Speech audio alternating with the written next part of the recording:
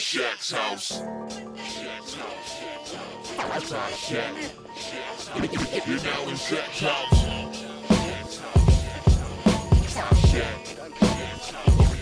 Hey, what's going on, Shaq Housers? How you doing? It's your boy, the one and only Shaq House. Yes! I'm not gloating, but didn't I say during my last entry that my school would win the NCAA tournament? I mean, granted, it wasn't the double championship that I predicted. Yeah, thanks to the refs, Iowa, they were able to beat the UConn girls. But the men, they took it home, back to back. I'm very proud of my school for that. Very proud to be a Husky. See that in the background? Anyway, but this entry is Shaq House today. One of Spider-Man's villains. I gotta admit, Spider-Man, he's got the coolest rogue gallery of villains. And I'm primarily an X-Men fan. Yeah, Spider-Man, his villains, they're just tragic people, regular Joes, who happen to get superpowers or become criminal through circumstance or scientific accident or whatever. But their backstories just make them interesting, as well as their transition to becoming villains. But one in particular, she's a tragic figure. Her name is Stunner. She's a blonde-haired Amazonian bodybuilding-looking chick straight out of the 90s. Her backstory is very interesting, and I don't think she got enough play. Some of you may know her, some of you may not. But either way, consider this a refresher course and an education course. So check it out. The Woman Called Stunner. Stunner. Stunner possessed superhuman strength, able to lift and press up to 60 tons, superhuman running speed, endurance, leaping ability, and tremendous resistance to physical injury. Now, I know that was awfully short, and you're about to find out why. Stunner first appeared in The Amazing Spider-Man. In the first panel that she appeared in, she was walking into a bar and declaring herself to the patrons as, quote-unquote, every woman you've ever dreamed about and drooled over. She's the definition of an over-the-top, statuesque stunner. She's tall, muscular, blonde, blue-eyed, dressed in what looks like an S&M leotard, and has a slim waist with impossibly large breasts. It's understandable, as this was the 90s. She's an arrogant braggart and was the girlfriend of Dr. Octopus. And in one intimate moment with him, she suddenly vanished. And that was our first indication that she was not all that she seems. In fact, Stunner is actually the virtual reality avatar of one Angelina Brancale, and that wasn't revealed until sometime after her first appearance. Angelina Brancale is a morbidly obese woman who's had low self-esteem issues ever since childhood. Despite learning and excelling at quote-unquote ladylike activities, such as cooking and sewing, at the behest of her father, she remained unfulfilled. She wanted to get out there and mix it up with the boys, but instead, she learned how to outcook Julia Child and sew better than Betsy Ross. She also became obese, and she was ridiculed and abused at school. And as an adult, she was depressed and became a secretary for Dr. Carolyn Trainer. But Angelina became smitten with Dr. Trainer's partner in crime, Dr. Otto Octavius, aka Dr. Octopus, aka Doc Ock. While Octavius dated and established trust with her, he was actually seeking to use her as an expendable guinea pig for a virtual reality interface that he and Dr. Trainer were developing. It didn't take much for the smitten Angelina to agree to be his test subject. The virtual reality interface was an enormous bit of machinery that Angelina was physically plugged into. It was designed to support her for extended periods of time with IV supplements for nutrients.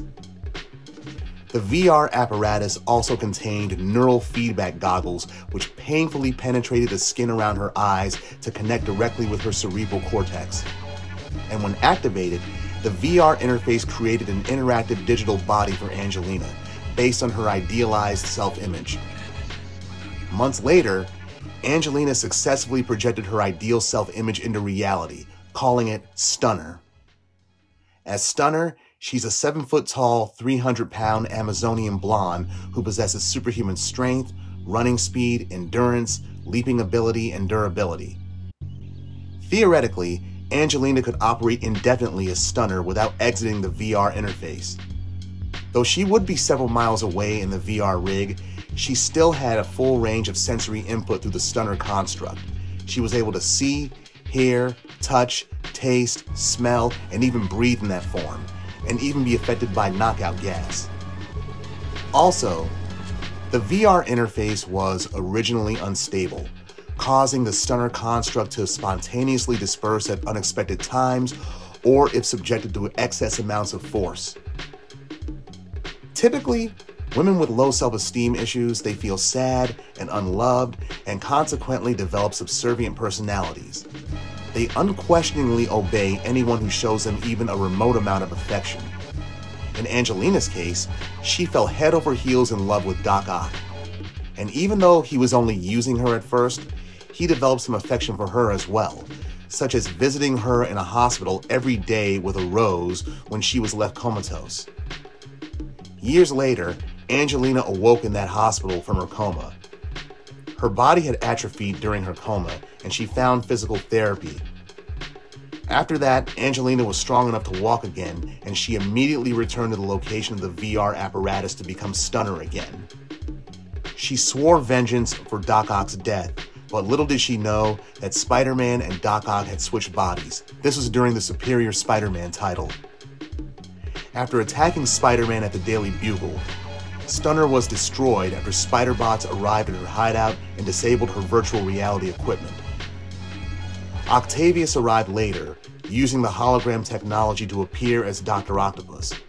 He told her that he was indeed alive, but he moved on from her, leaving her on her knees and in tears in her apartment.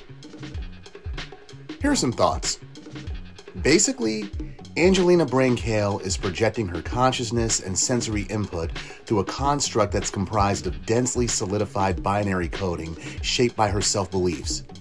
That's what Stunner is, a digital projection comprised of hard light, sort of like the X-Men's Danger Room, which uses more stable Shi'ar technology to create solid holograms by manipulating digital information and high-resolution force fields, which would account for Stunner's physical capabilities as well. Yes, Stunner is sort of like Jeff Fahey's character from The Lawnmower Man, the 1992 film, but in reverse. You see, in that film, a simple-minded gardener is used in a virtual reality experiment to make him smarter. It works, but he becomes a superpowered megalomaniac in the process. Actually, I take that back. Stunner is more akin to Gwyneth Paltrow's character in the 2001 film Shallow Hal, where the superficial title character gets hypnotized to see only inner beauty. Stunner, her character fits the stereotypical notion of fat girls wishing that they could be skinny or in good physical shape. And Stunner is everything that Angelina Brancale believes herself to be deep down inside of her massive frame. She doesn't wish to be someone else, only a different version of herself. Now, the first time that she got unhooked from the virtual reality apparatus for several months, she sank into a depression and became employed as a video store clerk. Imagine her elation when the opportunity to become Stunner again presented itself. Now, many sane people, they look in the mirror and imagine themselves to be different and improved in some way every day. For Angelina Brancale, virtual reality technology allowed her to make herself over. You can argue that she kind of cheated by doing so. I mean, it's kind of like a personal trainer telling a group of overweight clients that they can become as fit as he is through quote-unquote hard work and exercise, when in reality, he really owes his physical shape and figure to the wonders of plastic surgery. Some characters, they become villains because of traumatic experiences, the opportunity for personal gain, mental illness, and or emotional manipulation, to choose a few. Now, Angelina Brancale, she was certainly made fun of growing up, and she became insecure about her weight and appearance, and was easily manipulated when presented with a chance to get something long unattainable for herself: love and validation. As Stunner, she definitely gained a massive confidence boost that corresponded with her desired self-image of an ideal woman. Having this power gave form to her desire for physicality, beauty, sexuality, confidence, and assertiveness, however over the top. Some similarities may be extrapolated between the She-Hulk and Stunner, but the main difference is that one of them is real and the other is merely a bunch of zeros and ones in solid form, densely packed solid form. Alright, Shackhousers, that's what I got for you this week. Tune in next week. I'll be back on my X-Men information. And you guys have a good weekend, and I'll see you then. Later. Mansion, apartment. Shack, house. Yes! Yeah.